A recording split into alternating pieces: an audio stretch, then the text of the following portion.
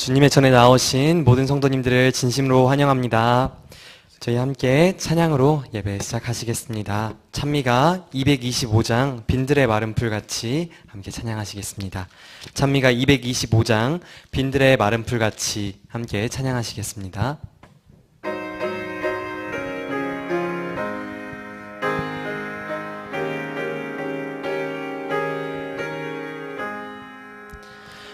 빈들의 마른 풀같이 시들은 나의 심령, 주님의 허락한 성령 간절히 바랍니다. 가물어 메마른 땅에 단비를 내리시듯 성령의 단비를 부어 새 생명 주옵소서. 반가운 빗소리 듣고 산천이 춤을 추네. 봄비로 내리는 성령 내게도 주옵소서. 가물어 메마른 땅에 단비를 내리시듯 성령의 단비를 부어 새 생명 주옵소서. 절 따라 우러를 내려 조목이 무성하듯 갈급한 내 심령 위에 성령을 부으소서. 가물어 메마른 땅에 단비를 내리시듯 성령의 단비를 부어 새 생명 주옵소서. 참되신 사랑의 언약 어길 수 있으리요. 주께서 흡족한 은혜 주실 줄 믿습니다. 가물어 메마른 땅에 단비를 내리시듯 성령의 단비를 부어 새 생명 주옵소서. 아멘. 예, 저희가 함께 예배하는 이 시간에 정말 주님의 성령이 가득해서 저희가 주님 안에서 정말 풍족함을 누리고 또 기쁨을 경험하는 그런 시간 되었으면 좋겠습니다. 함께 225장 1절 그리고 4절 한 번 더 찬양하신 뒤에 기도로 예배 진행하겠습니다.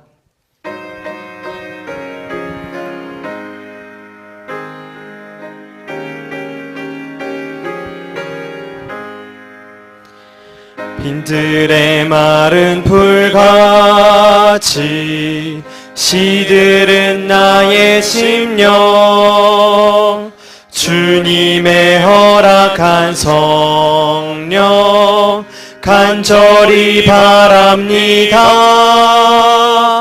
가물어 메마른 땅에 단비를 내리시듯 성령의 단비를 부어 새 생명 주옵소서. 4절입니다.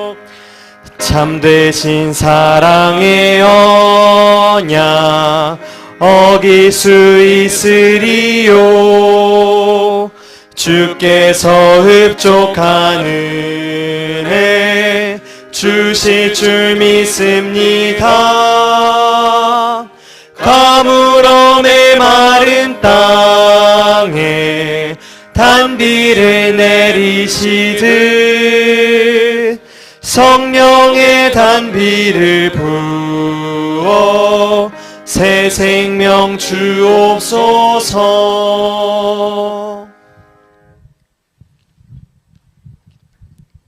정석중 장모님께서 기도해 주시겠습니다.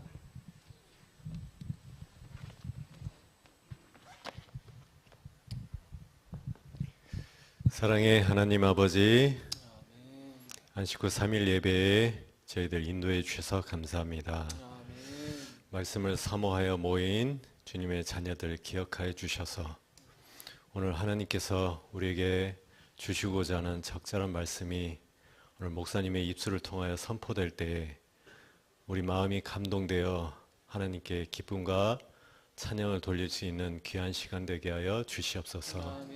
하나님, 대지가 메말아가고 쩍쩍 갈라지는 이때에 참 한 방울의 빗줄기가 얼마나 단비 같은지요. 하나님, 우리 마음에도 이러한 성령의 단비가 부어지기를 원합니다. 그래서 우리의 메마른 영육의 모습 속에 하나님의 성령의 풍성한 은혜가 채워주셔서 정말 우리가 어떠한 삶을 살아야 될지를 또 우리의 삶 속에서 드러나며 또 우리의 생명 되신 주님을 증거하는 아름다운 생명의 싹이 우리의 삶 속에서 드러날 수 있도록 아버지와 축복하여 주시옵소서. 이 시간 정말 기도는 하고 싶으나 또 말씀을 보고 싶으나 여러 사정들로 인해서 이 자리에 함께하지 못한 주님의 자녀들 있거든. 주님이 어느 곳에든지 하나님이 위로하여 주시고 또 함께하여 주시옵소서. 이 시간 주님께서 시작하는 이 시간 마치는 순간까지 온전히 하나님께서 영광 받아주시기를 사랑의 예수님 이름으로 간절히 기도하옵나이다. 아멘. 아멘.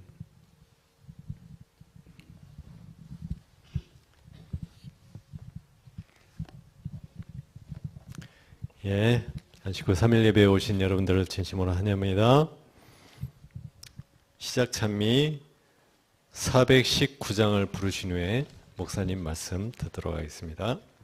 419장입니다.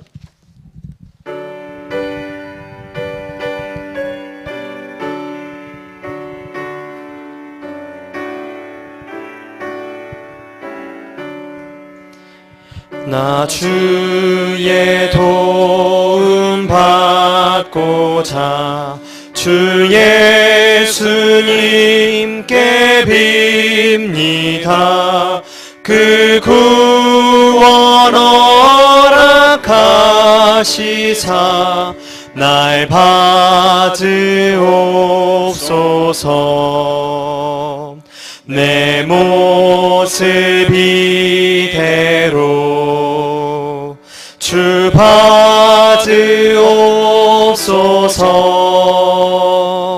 날 위해 돌아가신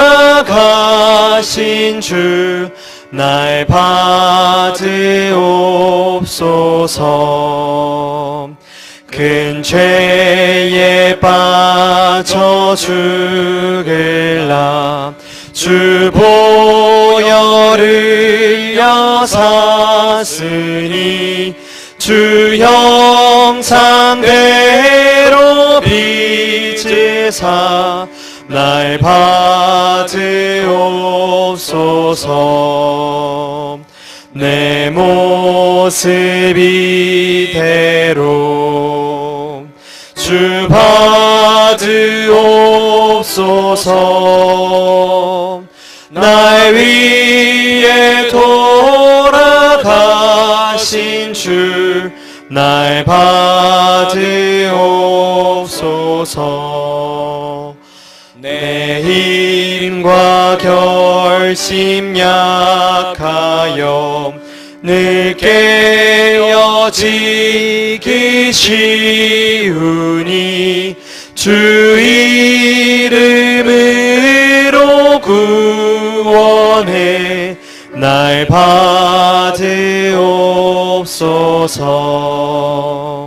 내 모습 이대로 주 받으옵소서. 날 위해 돌아가신 주 날 받으옵소서. 주 예수 앞에 엎드려 나 은혜 간구하오니 그 크신 역사 이루게 날 받으옵소서. 내 모습 이대로 주 받으옵소서. 날 위해 돌아가신 주 날 받으옵소서.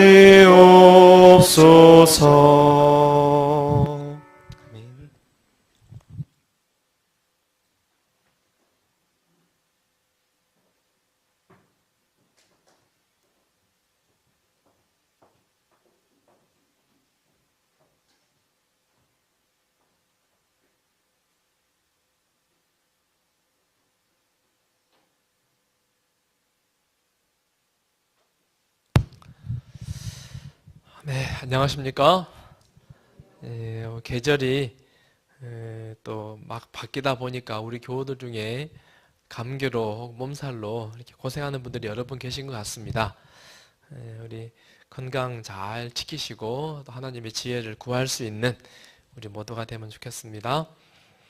이 시간에는 반대하는 자들에게 라고 하는 제목으로 마태복음 11장부터 13장을 좀 살피겠습니다. 먼저 마태복음 11장 18절 19절 제가 봉독하겠습니다. 마태복음 11장 18절에서 19절입니다.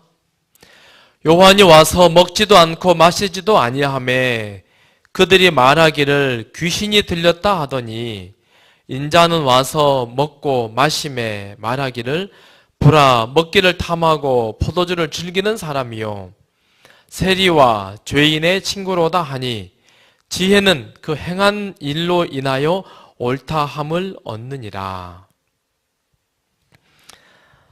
이 세상은 사단과 하나님 사이에 대쟁투, 전쟁의 현장입니다.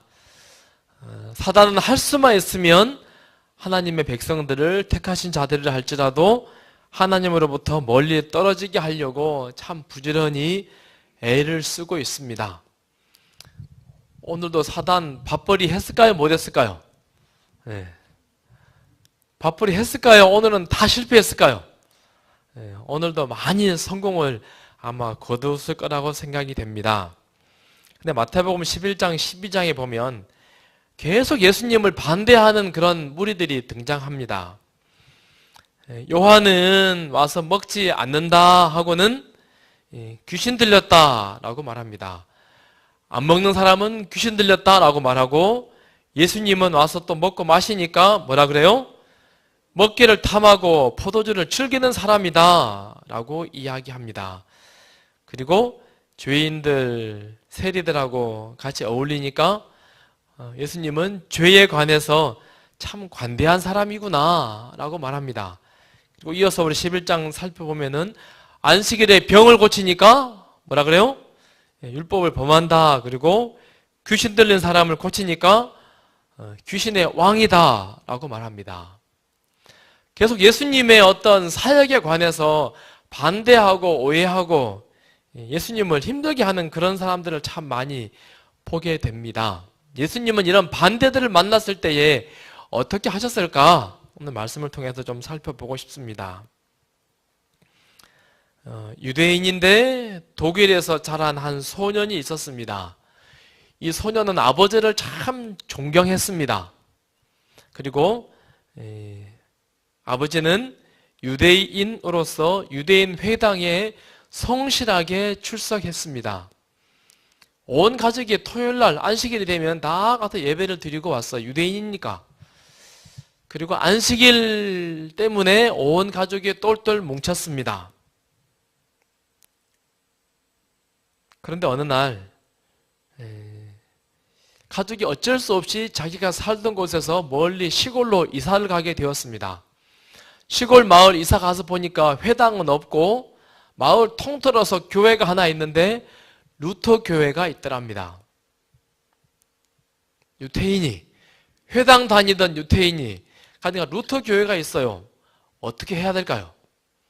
아버지가 애들을 다, 친구들을 다 불러 모아놓고 이제부터 우리 가족은 유태교 포기하고 루터교로 다음 주 일요일부터 출근한다. 출근이 뭐라 그러죠? 출석한다 라고 이야기를 합니다. 그런데 식구들이 왜요? 우리는 유태인이잖아요. 아버지가 뭐라 그랬을까요? 보니까 이 마을은 대부분 다 루터교인들이다. 우리가 먹고 살기 위해서는 사업을 용이하게 하기 위해서는 어느 교회로 개종해야 돼요? 루터교회로 개종해야겠구나. 아버지가 그렇게 말하더랍니다. 아버지께 정말 존경을 표하고 참 가족을 사랑했던 이 소년이 아버지에 관한 굉장한 배신감이 들었습니다. 어떻게 자기 종교를 저렇게 순식간에 바꿀 수 있지? 그리고는 얼마 있지 않아서 영국으로 유학을 떠났답니다. 유명한 책을 썼는데요. 종교는 아편이다 라고 하는 책을 썼습니다. 누군지 아십니까? 칼 마르크스. 누굽니까? 공산주의 만든 사람이에요. 그리고 이 사람이 아버지께 굉장히 실망을 하고 나서는 종교가 무엇인가, 하나님 없는 민중, 그 다음에 종교 없는 나라, 만들어야겠다. 그런 세상이 우리에겐 필요하다라고 생각하고는 공산주의를 만들어서 온 세계에 공산주의를 퍼뜨린 사람이 되었답니다. 다시 말하면 반대를 두려워하는 아버지 때문에 공산주의가 생겼다라고 하는 것입니다. 우리 살다 보면 반대 만납니까? 왼수도 만나고 막 나를 해코지 하려고 막 나를 막 반대하는 그런 세력들을 우리가 만납니다. 그럴 때 어떻게 해야 할까요? 예수님은 참 많은 반대들을 만나셨습니다. 첫 번째는 오해를 받으셨습니다. 요한이 옥에서 그리스도께서 하신 일을 듣고 제자들을 보내어 예수께 여짜오되 오실 그이가 당신이오니까 우리가 다른 일을 기다리오리이까.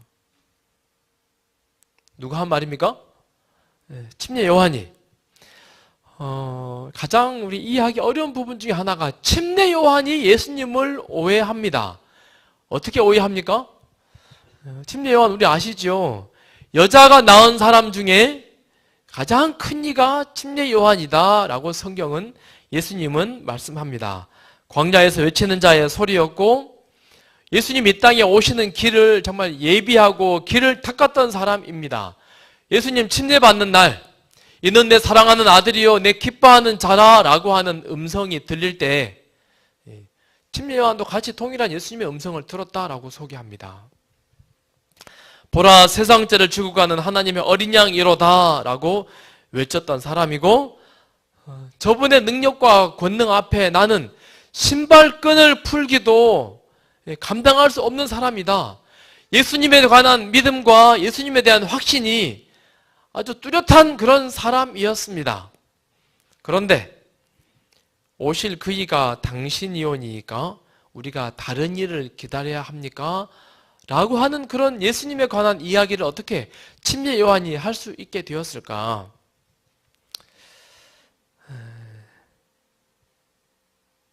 요한이 예수님을 왜 오해합니까?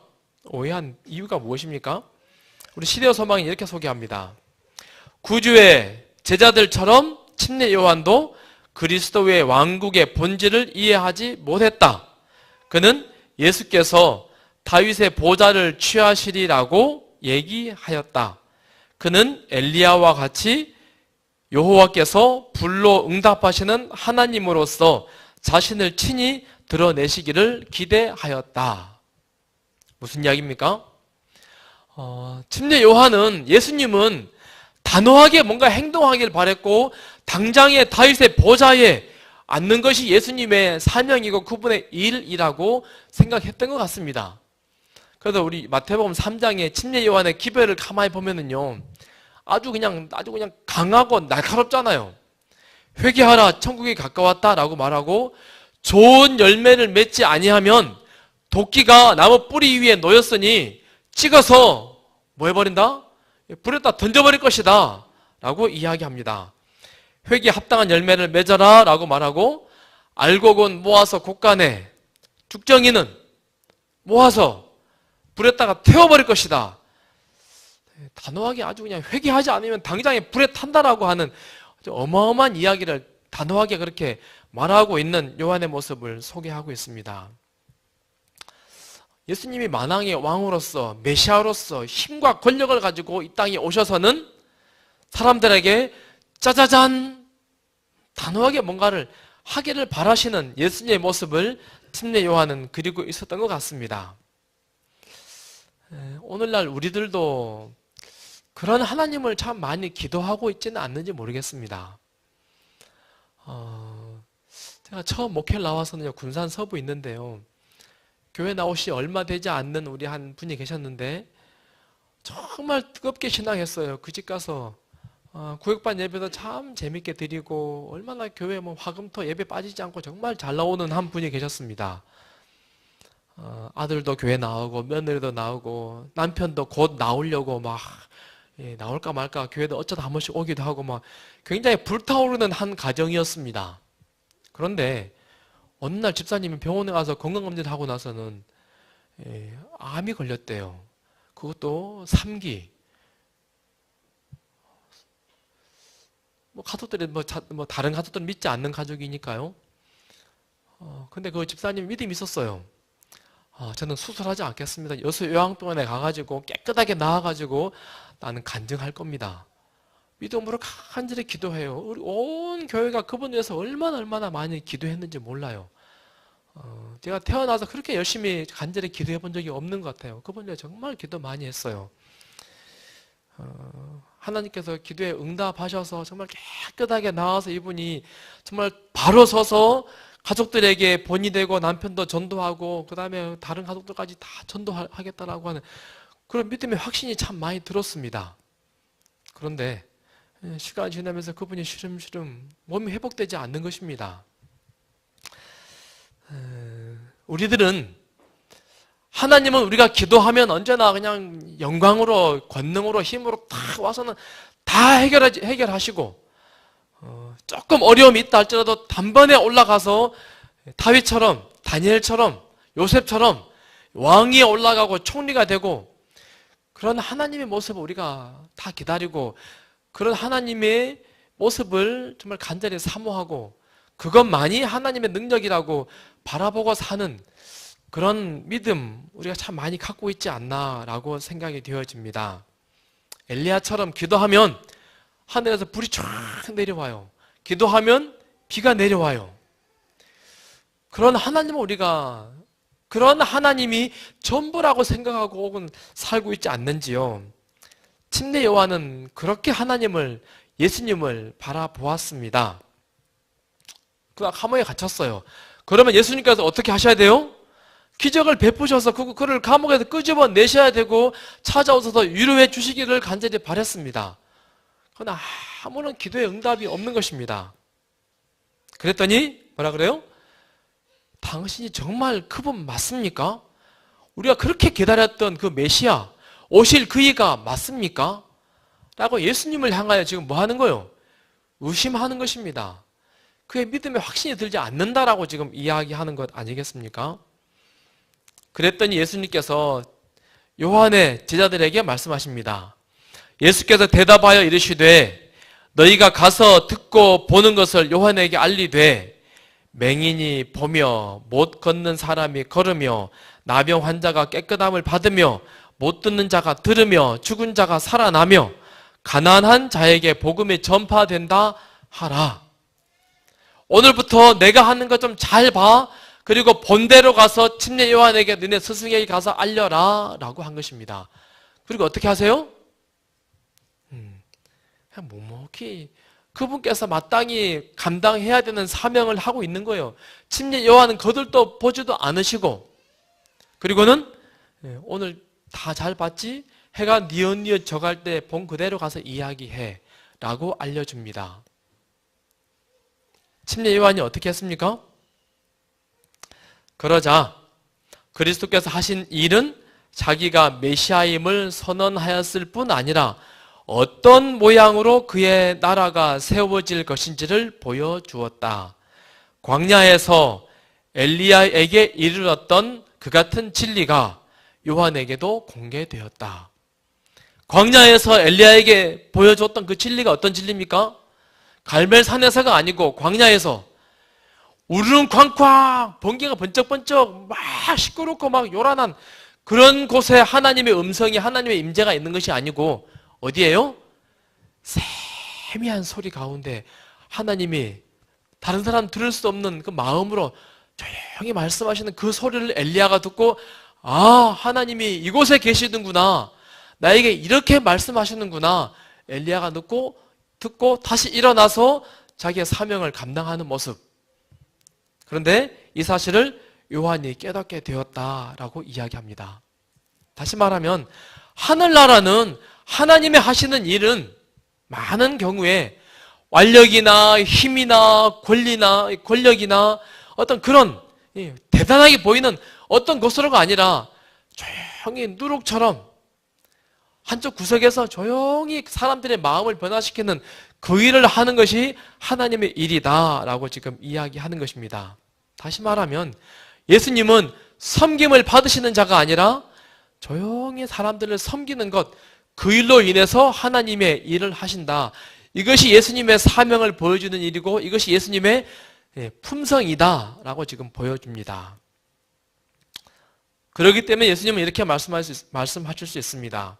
수고하고 무거운 짐진 자들아 다 내게로 오라. 내가 너희를 쉬게 하리라. 나는 마음이 온유하고 겸손하니 나의 멍에를 메고 내게 배우라. 그리하면 너희 마음이 쉼을 얻으리니 이는 내 멍에는 쉽고 내 짐은 가벼움이라 하시니라. 우리가 믿는 예수님은 온유하고 겸손하시고 인내하시는 그런 하나님이십니다. 맞습니까? 나를 따르라! 칼을 들고 막 휘두르면서 앞에 장애물들을 다 없애주면서 막 하게 하는 그런 하나님이 아니라 온유하고 겸손하니 그러시면서 많은 반대를 받으세요. 많은 핍박을 받으십니다. 그러면서 삶으로 하나님 나라가 어떤 것인지 하나님을 따르는 사람의 품성이 어떤 것인지 그렇게 예수님을 보여주세요. 그리고는 나는 마음이 온유하고 겸손하니 내게 배우라. 그리하면 쉼이 있다. 그리하면 평화가 있다. 그리하면 하나님의 임재가 너희 가슴 가운데 있을 것이다 라고 말씀합니다.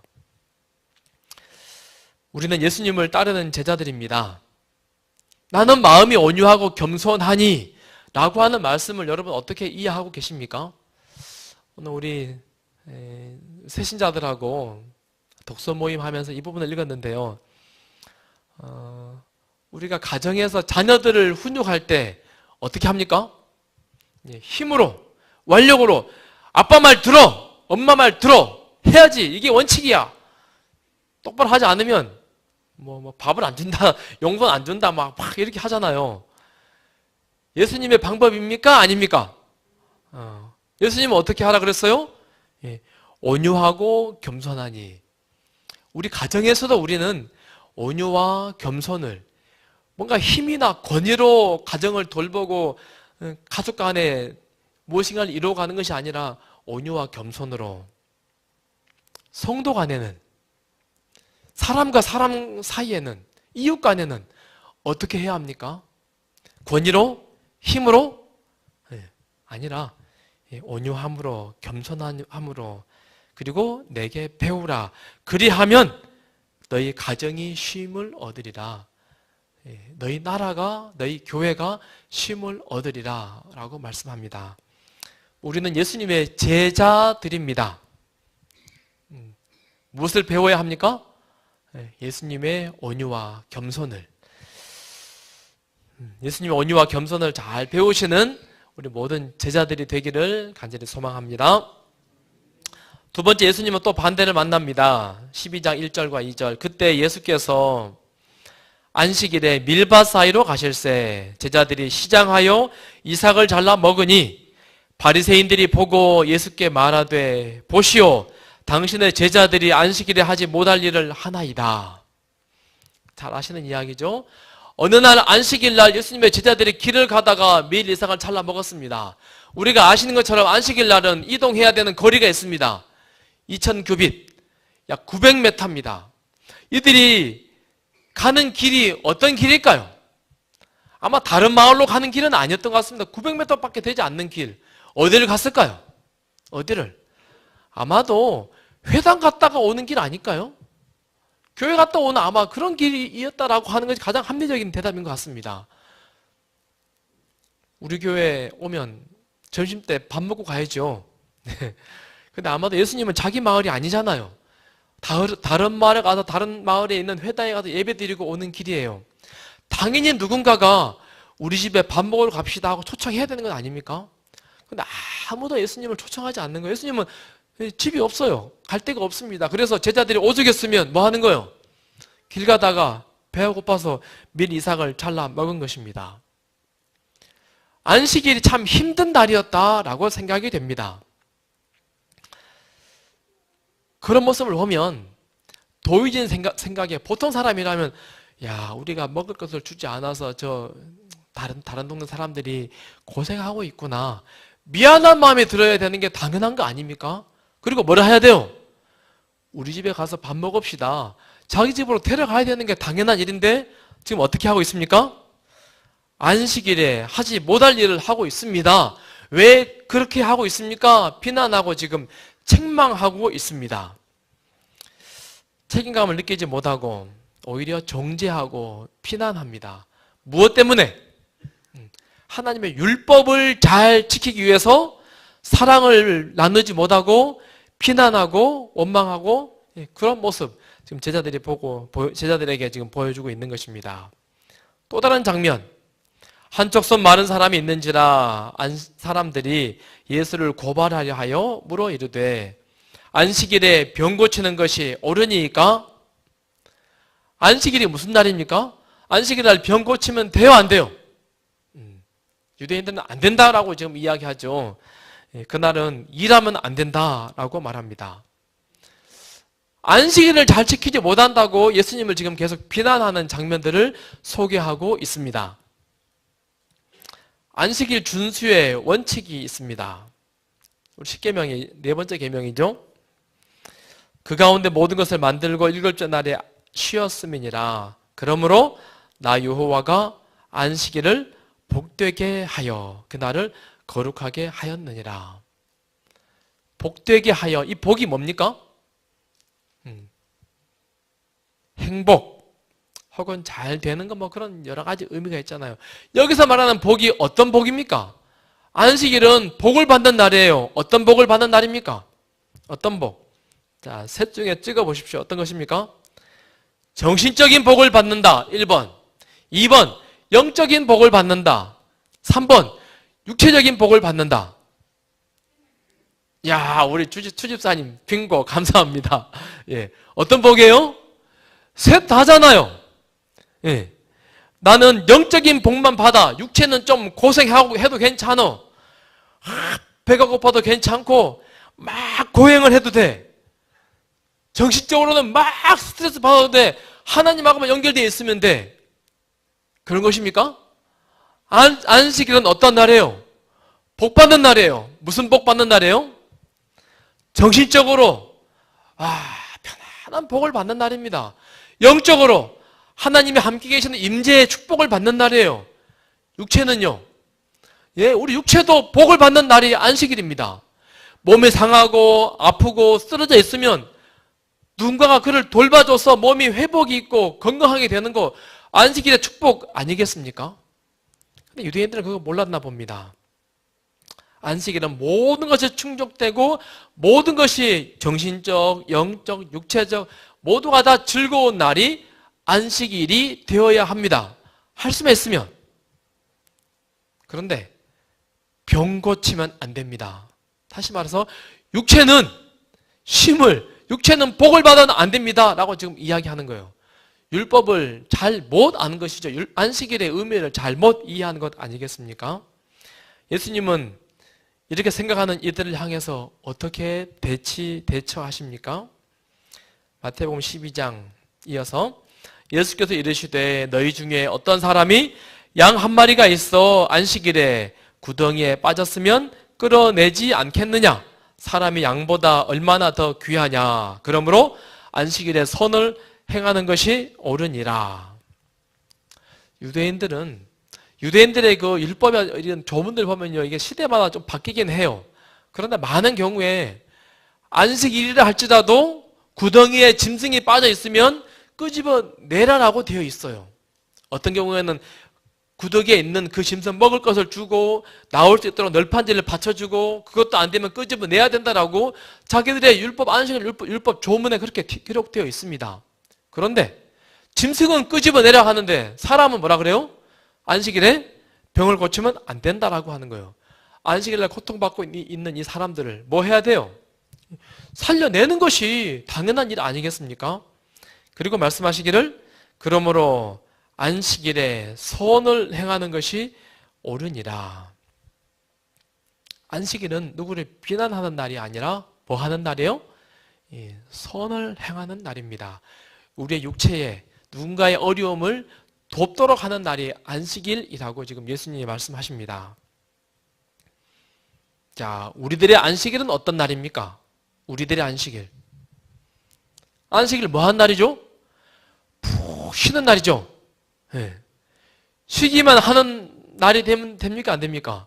여기 보니까는 안식일에 뭘 하라고요? 선을 행하는 것이 옳으니라. 안식일을 뭐 해야 돼요? 열심히 선을 행하고 봉사하는 날이 안식일의 진짜 의미다라고 말합니다. 우리 빛골 성도님들은 안식일 교인들이죠. 토요일날 쉬는 교인들이 아니라 안식일 교인들. 안식일날 우리가 할 수만 있으면 예수님의 이름으로 많이 봉사하고 선을 행하는 그런 것, 하나님께서 말씀하시는 안식일의 진짜 의미다라고 말씀하는 것이죠. 그런데 이 예수님을 반대하고 비난하는 사람들을 향해서 예수님께서 결코 똑같이 비난하지 않으십니다. 그들을 책망하지 않으세요. 그저 상식적인 선에서 이야기하는 겁니다. 어떤 사람이 양 한 마리가 있는데 안식일에 구덩이에 빠졌으면 꾸집어 내겠지. 아주 그냥 너무 쉽게 안식일을 잘 설명해 주시는 것입니다. 자, 세 번째, 예수님을 또 반대하는 사람들입니다. 그때에 귀신 들려 눈 멀고 말 못하는 사람을 데리고 왔거늘 예수께서 고쳐주심에 무리가 다 놀라 이르되 이는 다윗의 자손이 아니냐. 예수님이 병든 사람을 고쳐주니까 사람들이 뭐라 그래요? 와, 다윗의 자손이다. 다시 말해서 우리가 기다렸던 그 메시아가 아니냐, 하나님의 아들이 아니냐라고 사람들이 다 칭송합니다. 그러나 바리새인들은 듣고 이르되 이가 귀신의 왕 바세부를 힘입지 않고는 귀신을 쫓아내지 못하느니라 하거늘. 대다수의 사람들은 하나님의 일을, 성령께서 하시는 일을 뭐라고 말해요? 하나님의 일이다. 이것은 성령 하나님의 역사다라고 말하는데 어떤 사람들은 뭐라고 말해요? 하나님의 역사가 아니고 누구의 역사다? 귀신의 역사다. 사단 마귀가 하는 일이다 라고 이야기합니다. 무슨 이야기입니까? 예수님께서 이렇게 이어서 말합니다. 사람에 대한 모든 죄와 모독은 사하심을 얻되 성령을 모독하는 것은 사하심을 얻지 못하겠고 또 누구든지 말로 인자를 거역하면 사하심을 얻되 누구든지 말로 성령을 거역하면 이 세상과 오는 세상에서도 사하심을 얻지 못하리라. 무슨 얘기입니까? 하나님의 확실한 증거가 보이고 성령께서 일하시는 모습을 봤음에도 불구하고 이것이 하나님의 역사라고 말하지 않고 누구 일이다 그래요? 귀신이 한 일이다 라고 해버려요. 지금 이게 무슨 이야기입니까? 성령의 역사를 귀신의 역사로 돌려버리는 그런 일을 지금 그들이 이야기하고 있는 것입니다. 그들은 왜 하나님의 일을 이렇게 폄하하고 무시하고 뭉개버리고 오히려 사단이 했던 일이다라고 말하는 지경에까지 이르게 되었을까요? 어떻게 감히 유대인들이 하나님을 믿는다라고 하는 사람들이 하나님께서 하신 일을 가지고 마귀가 일한 것이라고 말할 수 있을까? 무엇 때문이죠? 어떻게 해서 그들이 성령을 회방하는 죄, 성령을 거스르는 죄를 그들이 짓게 되었을까? 우리 시대의 소망은 이렇게 소개합니다. 하나님께서는 사람의 잘못을 시정하고 안전한 길로 저들을 인도하시기 위하여 빛을 보내신다. 눈이 멀고 마음이 강팍하여지는 것은 이 빛을 거절함으로 말미암은 것이다. 흔히 그 과정은 점차적이요 거의 알아챌 수 없다. 사람의 허물, 사람의 잘못된 길을 가고 있으면 성령께서 어떻게 하세요? 하나님께서 바른 길을 계속 빛을 비춰서 안내해 주십니다. 그런데 사람이 마음을 닫아버려요. 하나님 말씀하시는 것에 가서 한 번 닫고 두 번 닫고 세 번 닫아요. 빛을 거절해요. 그런데 그 거절하는 과정이 단번에가 아니라요. 천천히 하나, 둘, 셋, 넷 거절하다 보면 결국에는 어떻게 합니까? 하나님의 큰 빛이 몰려와도 마음이 굳어져 버려서 전혀 하나님의 역사라고 그들이 보지 못한다라고 하는 것입니다. 표현대로 눈이 멀고 마음이 강팍해진다. 유대인들이 그렇게 되어버린 것입니다. 예수님의 사역을 하나님의 성령의 빛을 계속 비춰주셔도 마음에 반응하고 순종하고 마음을 열고 예수님을 모셔드리는 일을 계속해서 해나가는 습관이 되어야 하는데 닫아버리고 또 닫아버리고 또 닫아버리니까 성령께서 귀신 들린 사람을 쫓아내고 귀머거리를 귀가 들리게 하고 벙어리를 말하게 하고 해도 귀신의 일이라고 해버리는 그런 역사가 그들 가운데 일어난 것입니다. 요즘에 국제 정세가 참 복잡합니다. 이런 칼럼들 보면요, 살라미 전술 그런 기사들이 가끔 등장해요. 이게 그냥 국제 용어 중에 관용어로 등장하는데요. 살라미라고 하는 말은 우리 저 구브로 섬 밑에도 살라미 있잖아요. 그 살라미인지 아닌지 모르겠어요. 이탈리아의 음식이라 그래 살라미라고 하는 게요. 소세지입니다. 근데 이게 썩지 말라고 소금을 엄청 많이 넣어가지고 향을 많이 넣어가지고 만든 소세지예요. 큰 덩어리 먹으면 너무 짜요. 그래서 어떻게 먹어요? 조금씩 조금 잘라가지고 먹는 게 이게 살라미라고 하는 소세지랍니다. 그런데 나라 간에 나라가 협상할 때 뭔가 경영을 이야기할 때에 살라미예요. 한 번에 큰 거를 달라고 요구하면 절대 안 줘요. 그러니까 어떻게 해요? 조금 달라 그래요. 조금만 양보해. 조금만 더 양보해. 아이가 엄마한테 엄마 용돈 10만 원, 용돈 10만 원, 엄마 10만 원만 줘. 계속 하다가 내가 양보할게 2만 원만 줘. 그러면 엄마 어떻게 하죠? 얼른 2만 원 주잖아요. 10만 원 줄 거 2만 원 준다고 엄마 좋아해. 결론은 뭐죠? 2만 원 얻어가는 거잖아요. 이런 게 살라미 전술이랍니다. 협상할 때 이런 걸 사용한다 그래요. 사단 마귀가 우리 살라미를 정말 잘 사용한답니다. 조금만 뭐 하라고? 조금만 양보해. 조금만 양보하면 돼. 이번만 양보해. 다음부터 그러지 말고. 한 줄기의 빛이라도 무시할 때 영적 감각력이 부분적으로 마비되어서 두 번째 나타나는 빛은 그만큼 분명하게 식별할 수 없게 된다. 그리하여 암흑은 증가되고 마침내 영혼이 밤과 같이 어두워진다. 유대의 지도자들은 이러한 상태에 빠져 있었다. 빛 하나 거절하고 2개 거절하고 3개 거절하고 나니까는 마음이 너무 강팍하게 무뎌져 버린 것입니다. 성령께서 막 강하게 역사하셔도 이것이 하나님의 일인지 사단 마귀의 일인지도 구분하지 못할 정도로 그렇게 변해버렸답니다. 예수님을 하루 잃어버렸습니다. 유년 시절에. 다시 예수님 찾으려고 며칠 걸렸어요? 3일 걸리잖아요. 우리 이런 경험 많이 해보지 않습니까? 늘 기도하는 습관을요, 어쩌다 보니까 바빠서 잊어버렸어요. 한 이틀 지나버렸어요. 다시 기도해야지 라고 마음 먹으면요, 굉장히 힘이 듭니다. 여러분 경험 많이 해보셨죠? 성경을 꾸준히 읽어요. 그런데요, 어쩌다 보니까 좀 이렇게 시간이 지나버렸어요. 다시 그 시간 내가 도전하고 그 시간 습관을 가지려고 하면요, 굉장히 힘이 들어요. 뭐죠? 한 줄기의 빛이라도 무시할 때 영적인 감각력이 마비되어 버린 것입니다.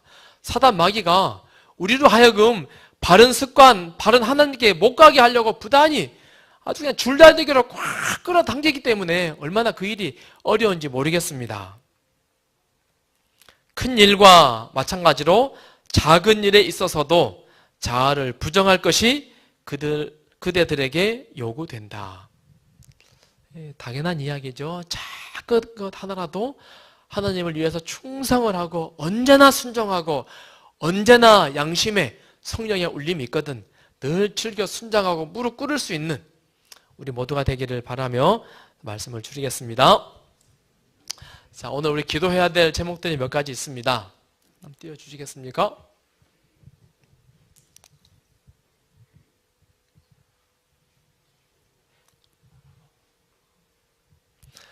네, 우리 교회가 더 건강한 교회가 되길 위해서 간절히 기도해 주시고요. 또 우리 16개 목장들을 위해서 우리 기도해 주시면 좋겠습니다. 또 우리 교회 환우들이 여러 분 계십니다. 우리 최영복 장로님 병원에 지금도 계시죠. 우리 이승기 장로님은 5월 마지막 날 수술하려고 계획을 세우고 있습니다. 또 김장희 집사님 위해서 기도해 주시고, 또 박은하 우리 성도님 남편이 뇌출혈이 와서 병원에 급하게 갔답니다. 아마 지금 검사를 하고 집에 돌아오는 길이긴 한데 이 가족을 위해서 간절히 기도해 주시고, 또 우리 아시는 분은 아시겠지만 감기 몸살 우리 고생하고 있는 분들이 여러 분 계십니다. 또 같이 기도해 주시면 좋겠습니다. 이 시간 기도하겠습니다.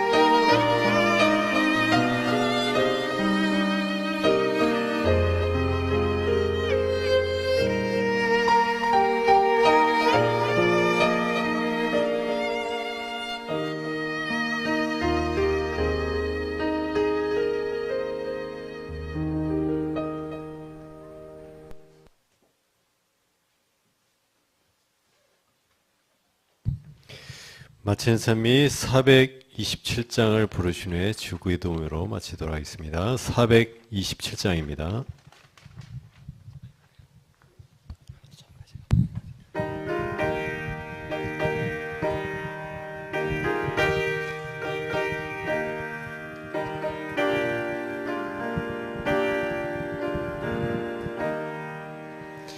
마음의 평화 얻고 믿음 자라기를 내가 간절히 기도하나.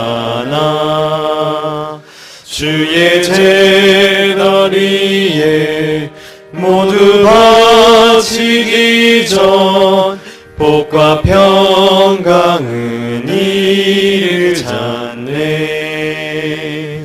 주의 재단에 산제사 드렸는가. 주의 맘에 계시는가. 너의 몸과 마음을 주께 바칠 때만 복과 평강이 이르겠네. 주의 밝은 빛에 항상 살아가며 복과 평강을 얻으려네. 자유 누리려면 주의 뜻을 좇고 너의 모든 것 희생하라. 주의 재단에 산제사 드렸는가. 주의 맘에 계시는가. 너의 몸과 마음을 주께 바칠 때만 복과 평강이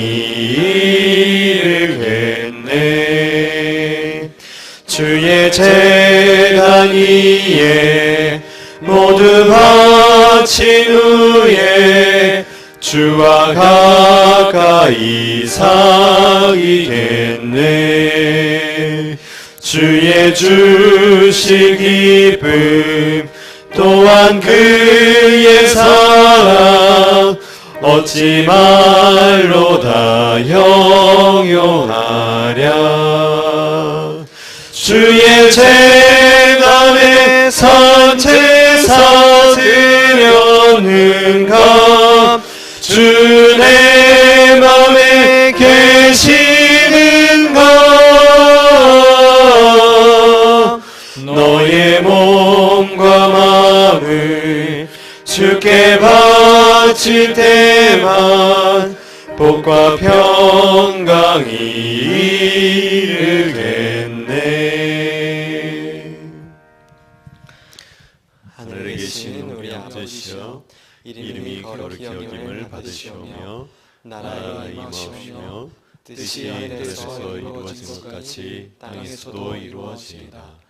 오늘날 우리에게 일용할 양식을 주옵시고 우리가 우리에게 죄 지은 자를 사하여 준 것 같이 우리 죄를 사하여 주옵시고 우리를 시험에 들게 하지 마옵시며 다만 악에서 구하옵소서. 나라와 권세와 영광이 아버지께 영원히 있사옵나이다. 아멘.